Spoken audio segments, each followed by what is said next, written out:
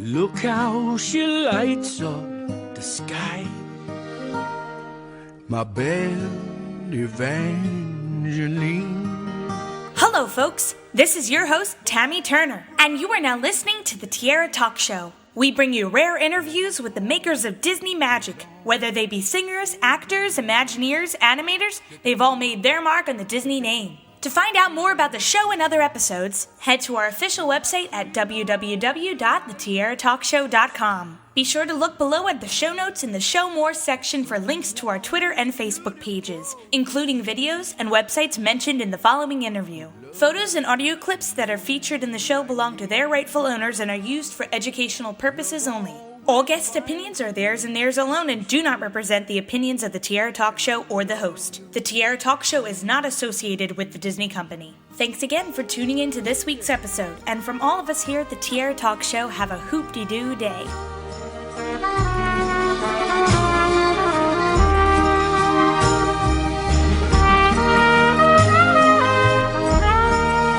I'm excited to welcome this week's Tiara Talk Show guest, voice artist extraordinaire, Jim Cummings, to the show. Welcome, Jim. Well, thank you very much, Tiara. I love to be here. Nice place you have here. Thank you. It's a nice big castle. Yes.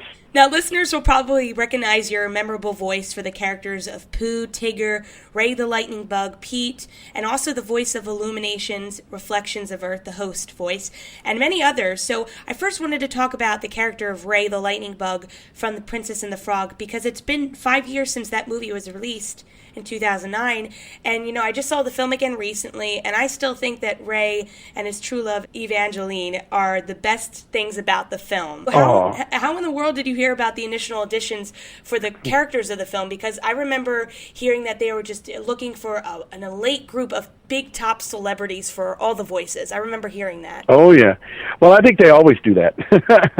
But it's funny because I just got it as a regular call, like, from my agency, as I would, anything. But it was funny. They wanted to. I remember the audition being, well, you have to come and bring some sheet music for a Cajun love song, and I auditioned for Ray and Lewis, and I said, oh my gosh, I've got to get one of these because. My little girl Gracie looked exactly like Princess Tiana at the time, and she was 4. And in the beginning of the movie, Princess Tiana's 4, and they had the same haircut and everything. And you couldn't have even told her that she wasn't Princess Tiana. And it was just amazing. And I told myself, my gosh, if I don't get in this movie, I'm going to end up hearing these songs, and seeing this show 100 times because when it comes out on DVD or Blu-ray, my kids are going to go, Daddy, we got to get this movie, blah blah blah, and then I'm going to be sitting there going, oh man, I got to listen to this, and who is this? Harry Connick Jr. Oh, perfect, And the funny thing was, when I auditioned, there was a song called Leon Russell wrote, the piano player. I want to say it was on his Carney album, and it was called A Cajun Love Song. That was the actual title of the song, was A Cajun Love Song. So I went in, and they go, well, what Cajun love song did you bring? And I said, well, A Cajun Love Song. And they go, yes, I know, but which one? I said, no, that's the title, A Cajun Love Song. And it ended up in the movie, the very first thing out of my mouth, because I couldn't find sheet music, so I just did it a cappella. And it was the very, very, very first sound out of my mouth as Ray, and it made it into the movie. They recorded they obviously recorded the audition, but they also, apparently it was in key. Somebody checked it later. So they just used it as the work song, if you recall, when he comes upon Naveen and Tiana all tied up, tongue-tied, literally. And he goes in there, and it's sort of a little work song where he goes, oh, get your league, mortgage due, back in the bayou, round fishy dam. And he pops them loose, and that was Leon Russell's A Cajun Love Song. And it was the very first thing out of my mouth. So and I said, where did that come from? How did you guys go? Oh, well, that was the audition. And they go, yep. So it was kind of a fun little story there, And it's funny because I did fairly well, I guess, at the audition. They said, well, we're not going to call Jim back. And And my agent said, "Oh, well then, I thought you said he did okay." They go, "Yeah, but we're just going to wait until somebody else comes that close, and then we'll just compare the two of them." So 6 months later, how's this for a long answer to your question? 6 months later, they called up, and yeah, I had joked around, and I said, "Oh God, well, they're going to get somebody, some face or some whatever." And I said, "So it'll be me against Harry Connick Jr. Fine," because they were very much about being, genuine New Orleans feel and being from there or whatever, And I was a deckhand on a riverboat as a kid. I was born in Ohio, but moved to New Orleans out of high school, and so I knew all about Cajuns, and I mean I was out on a deckhand on a boat for years, and boy oh boy, I got that accent down. I had no choice, it was all I heard. And sure enough, she calls up. She goes, "Well, they're bringing you back for a callback. It's just you and one other guy." And I go, "Oh God, do I even want to know?" She goes, "Well, do you remember what you were joking about?" And I go, "Wait, it's Harry Connick Jr.?" And they go, "Yeah." And I Oh my said, goodness. "Oh God." I said, "So it's me and Harry Connick Jr., huh?" "Oh, good." I said, "Well, c'est la vie. Oh well, I'm toast. I'm stick me with a fork. I'm done." But I ended up lucking out and sneaking into it, so I'll take it. For those who have not seen The Princess and the Frog, the following is a spoiler question, so you could skip a little ahead in this interview to avoid hearing some spoilers. But yes. But I think that this is one of the first Disney films that a pivotal supporting character in a film is killed. What was your initial reaction to Ray's death when reading the script all the way through for the first time? Well, I thought it was terrible because he would never be in the sequel. No. Okay, sorry, that's the truth. But no, beyond that, I thought the same thing. I said, no. No, well, he's not dead. No. And I'm reading it. Wait a minute. They're giving him a funeral? It's like a Viking funeral? Wait a minute. No. No. And it's so funny because in a sense he doesn't die because he becomes a star. And he goes to heaven for all to see, and it's kind of a beautiful thing. But I freaked out. I thought, and then I thought about it, and it had to be. Ray, he had to make that sacrifice, and he had to, I think it really plays, because it plays into his own storyline too, because he finally is united with Evangeline, and it's very romantic, and it's very, the way they did it, the reveal of the two stars was, I mean, I knew it was coming, and I still cried. I still cried watching it again. So oh, I know it's so emotional. It's like, and it was weird because somebody had sent me a link of the top 10 Disney saddest Disney moments, and I thought, oh God, and it wasn't in there, and I thought, oh, okay, well, was that good or bad? I'm not sure. I think it's because I feel so bad because Princess and the Frog I feel is overlooked. Because now we have Frozen and Tangled. Although I really do think Princess and the Frog does great callback to animation, original animation, and original characters and great songs. I'm not saying that Tangled and Frozen does not have that as well, but, it's very sad that it's not. It's very different, yeah. No, I agree. I like, I'm an old school guy. As much as I loved Frozen and everything, it was glitzy and slick and I like that handmade look of because what happened was all the people from Princess and the Frog, all the animators, Andreas, Tim, and Mark Henn, and they just went from Princess and the Frog right over to Winnie the Pooh and did the Winnie the Pooh movie, and I think Disney released them both, especially Winnie the Pooh. Oh my God. On the worst dates possible because they released the Winnie the Pooh movie at the exact second that the very last installment of Harry Potter was going out. And I thought we would have killed the Smurfs, but instead Harry Potter killed us. Yeah. And then they did that with Princess and the Frog too. They put it out on the premiere date of Avatar. Come on, man. There's a lot of days of the year. Could you pick a different one? A couple of weeks prior? I don't know. But so I wasn't crazy about that aspect of it, that's for sure. I was hoping that they make like a bayou ride for the film. Yeah, gonna take you there. Yeah, Randy wrote the Evangeline. That was the first song he wrote, and I kept telling him, I said, Randy Newman. I said, buddy, come on, what's the problem here? You got a Cajun firefly here, and you could pick up a little accordion and lay down a little quick Cajun ditty. I mean, just a little something, a little pick you up, a little something, just to. I mean, we're in New Orleans, we're in the Bayou, we got a Cajun. Let's party. What else? And I was kind of like bugging him, and I think Ron and John were too. And next thing you know, he goes, "All right, here's your song."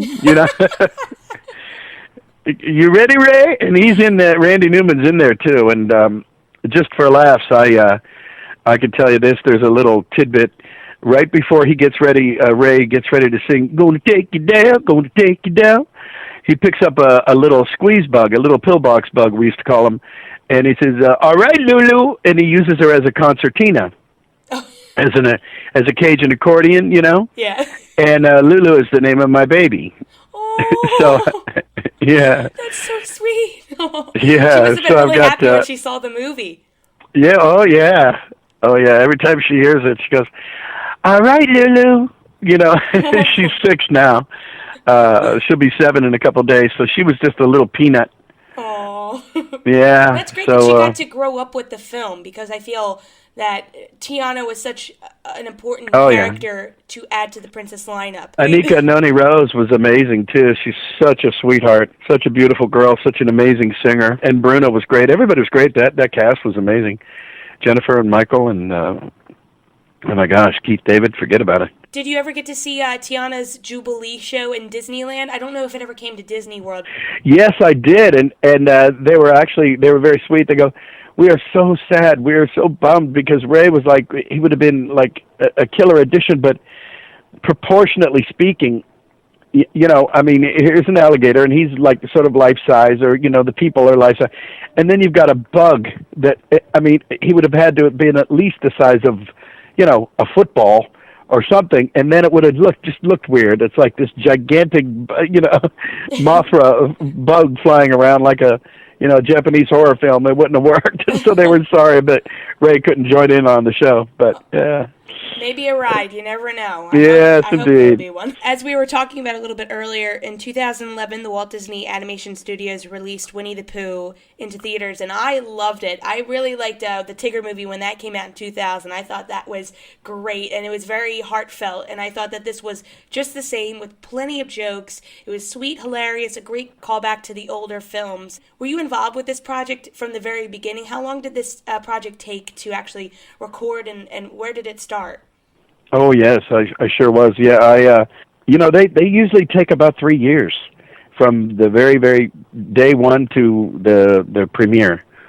So it's a lot of action. I mean, we must have recorded the whole thing twice. And then the storyline changes a little bit here and a little bit there, and this line improves and that improves, and we ad lib a lot. It's nice that the guys at Disney and different people that hire me, I guess I ad-lib a lot, which could either endear you to the writers and producers or tick them off. So I lucked out on that one, and they included me in a lot of the, not brainstorming sessions, but sort of like, story developing sessions, and we kind of massaged it, we sculpted it.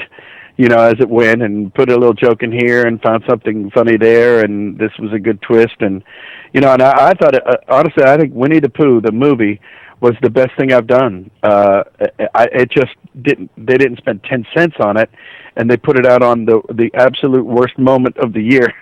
I mean, like literally the actual worst time, but what are you going to do? Now, another thing for me that was very nostalgic was a Disney Channel TV series in the 90s. It was called Belle's Sing Me a Story. And for audiences that do not know what Belle's Sing Me a Story was about, it was a live-action show with Belle, who would also read to the children of the town new books. And there was puppetry and cartoons. And she had a really good friend called Big Book, who would always suggest and tell stories about there'd be problems or conflicts on the show, and they'd tell stories involving Pluto or any other Disney characters. they try to solve those problems. And you are the voice of Big Book, and I love Big Book. He is just so sweet, and he loves telling stories, and you got to sing a lot on the show too. Yes, absolutely. It's all in the book. So how did you get involved with this show? Well, it was great. Oddly enough, a friend of mine, an old neighbor at the time, Patrick Davidson, was he was a producer, and he was working here and there, and he came up with this idea. And of course, it's got everything that you need. It's the tie-in to Beauty and the Beast. It was live action, and it had, as you say, animation, and really wonderful animatronics. Between there was Big Book, and there was the grandfather clock, and it was kind of almost a throwback to sort of a Captain Kangaroo style of a show, which was a show that was out 100 years ago when I was a little kid, and it was live action, but it was very whimsical, and I thought it was great because it encouraged kids to read. And this is still before iPads. I think we need to bring the show back now to just to fight the iPad or the anything. God forbid you pick up something that has a page that you can turn a page rather than, click. Patrick was a great guy, and it was funny. Just coincidentally, he was a neighbor of mine at the time, and so it was just a lot of fun. And were you on set to record the voice at the time, or did you just record the voice and were never on set? No, they were in Florida, I believe, and I was in California. So yeah, I would just record, and I've done things like that before. You record as if the person is in the room with you and you're speaking with them, and then when the live action actor is in the room, you're on tape and they're playing it, and sort of reenacts the conversation. It brings it to life. And I recently got a chance to speak with Kelly Coffey, who is the singer-soloist in Illuminations Reflections of China, which is at Epcot. It's a big fireworks show for listeners who have never seen it. And we both realized while discussing the show that it has played almost every night at Epcot since 1999, with 2014 marking the fireworks spectacular playing for 15 years now. And that means thousands upon thousands of people have heard your voice as the host of the show and also blowing out the candles before it begins. Yeah. That's just, I don't know how to explain that, but I just think it's amazing. Yeah, I know. I finally saw it for the first time last year. Wow. Yeah, I went to Star Wars weekends and with 3 of my daughters, and I just thought it was amazing. Forget about me. The fireworks were amazing. Who cares about me? I'm just talking about Disney World. It was pretty good. You have several movies and TV show projects that are coming up. So what can you tell us about those, and what are you most excited for? Oh, well, gosh, there's 1 or 2 that I'm not supposed to, I don't know if I'm allowed to talk about. The Transformers are coming out. We know that. There's the Croods, there's a TV show that's a Transformers TV cartoon show is coming out, I want to say in January. And I'm a Crab Claw, dashing, good-looking guy. Just kidding. But what else? There is for Netflix, DreamWorks is doing a treatment of the Croods for TV animation. I'm in and out of any number of shows that are, just sort of like a semi-regular, like Sophia the First and, different ones. But let's see, Goldilocks and Little Bear. It's going to start up in a couple of weeks or 2 weeks or so, and I'm the big bad wolf. But he's not all that bad. He's more like a neighborhood wise guy. It's called Goldilocks and Little Bear, and apparently after the Goldilocks and the 3 Bears story was over, Goldilocks and the youngest bear became friends, and this is their story. Oh, I so love that. That coming, sounds great. Yeah, coming to a TV near you. And, just a few things here and there, and, always trying to keep busy. I did a Mickey Mouse short the other day, and, yeah, because you're the voice of Pete, too. Yeah, oh, yeah, yes, indeed. Yeah, I jokingly say that I'm tied for first place as the oldest Disney character, because he was in Steamboat Willie. That's true. Hey there, pal. Well, how you doing there, Mickey the Mouse? Well, I have 3 more questions for you. They're my Fab 3 Disney questions. They're the Donald, Goofy, and Mickey ones. So Okay. Let's start with the Donald one. So as a child, what Disney film would you always like to watch over and over again? Oh, boy. Jungle Book. Oh, I love Jungle Book. Oh, Yeah, that was seen my in a favorite. while. It was my favorite Disney movie till Aladdin came out. And then it was Aladdin. And now I've got tons of them. Now they're all my favorite. I don't know. Especially if I was in them. And you got to be in the Jungle Book sequel, too. That's great. Oh, that's true. That's true, yes. I enjoyed yes. seeing that. Yeah, unfortunately, we couldn't use King Louis because his Louis Prima's widow wouldn't give permission, which kind of was very, very sad because I nothing to do with me. It wasn't myself. It was Louis Prima, the original. I thought he was the coolest thing in the first movie. Absolutely. He has that great song, "Wanna Be Like You." Oh, my gosh. That's a full-blown New Orleans jazz funeral, too. Ooh-be-doo, I want to be like you. Woo-woo, I want to walk like you. That's one of my favorite songs. I love that. And now our goofy question. What Disney character, besides the ones that you've played, so X-nay on the ones that you've played, do you think would be your best friend if you met them in person? Baloo. I mean, there's tons of them, but Baloo jumps out. Just the bare necessities. Oh, yeah. And our final question, the Mickey one. If I asked you to name any Disney song at this very moment, what immediately comes to mind? Oh, well, geez. You know what? I just sang Bare Necessities, so that one's fresh on top. But I don't know. Usually it would probably be I Want to Be Like You. Well, I'm the king of the swingers. Whoa, the jungle VIP. And then there's the Tigger song. And then I'll Be Here All Day. You don't want me to answer that question? No, please. I love it. No, I mean, it's like I could just go on down the line. Aside from the, definitely Bare Necessities and I Want to Be Like You, they definitely pop into my mind. But I had befriended the Sherman Brothers, the 2 brothers who wrote everything forever. They were amazing, and I sang for them any number of times over the years. I've probably known them for over 20 years, and of course, Dick passed away just recently, a couple of years ago. God rest his soul. Well, they talked about writing and doing all this, and we would just sit around and talk because they're like, it's like talking to musical Mount Rushmore with the 2 of them right there. Just legends and geniuses, and we would sit around and just talk and that one of the things that they got a big kick out of was that I told them, I said, well, first of all, I'm never going to forgive you for writing It's a Small World After All. And they laughed. And they go, oh, we've never heard that before. And I said, what the heck? And Robert said, he goes, well, that was Walt's idea. He says, listen, I want you boys to write a tune that is so catchy, when they come waltzing out of this ride, I'm telling you, they can't stop humming it. That's all they want to do all day long. And I said, well, congratulations. You did it. You did it, And they said, yeah, it was Walt's idea. And I said, oh, God, now I have to blame Walt Disney. God rest his soul. But I said, I do think that I've come up with the cure, because they go, the cure? And I go, yeah. And I think it's the Beatles' The Long and Winding Road. And they go, huh? I said, well, it cleanses your musical palate. Because there's because you don't want to pick like My Sharona or, Louie Louie or some horrible thing that you're going to end up replacing it with another annoying song, because the long and winding road that leads to your door. I said, if you hum that and you get up to the first verse, you could stop, and then it cleanses your palate of It's a Small World After All. I can't find the cure for Be Prepared. When I hear that song, it's always stuck in my head. Oh, good. Well, the bad guy always gets a tango. Oh, my gosh, it's great. Yeah, thanks. Well, I'm glad you like it. That song, Savages and Pocahontas, because I know you are the singing voice of Chief Powhatan and the Spirit Elder.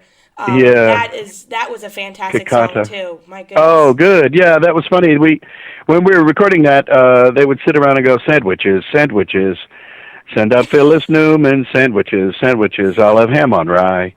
And it was like, wait a minute, is this how Oscar-winning directors and composers hang around? They go, yeah, well, we were just trying to think we couldn't think of it, coming up with lyrics. And I said, okay, well, that was your placeholder. Okay, good. Sandwiches, sandwiches.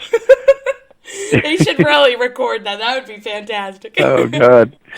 Well, thank you so much, Jim, for coming on the show. My pleasure. This is so exciting. And listeners, please go out and buy a copy of Princess and the Frog and Winnie the Pooh. We need you to. We need Disney to know we want to hear back from these movies again. We want some more Winnie the Pooh and maybe a Princess and the Frog sequel. We're getting some Frozen sequels, but we need a Princess and the Frog sequel. I agree, and we could get. And I was thinking about it, and we could do Ray in flashbacks. Yes, it'd be like, what would Ray do? With a backstory of Ray. You could just do a prequel. We could do a prequel, indeed. Yes, indeed. That's right, darling. Well, you know what? I'll be there. Don't you worry about nothing. And with a big backbone. Taking you all the way. Going down the bayou. Going down the bayou. Going down the bayou. Taking you all. Yeah, you know. Come on, y'all. Keep that line flowing and the lights are glowing. Yeah, you're right. My name Ramon, but if I call me Ray.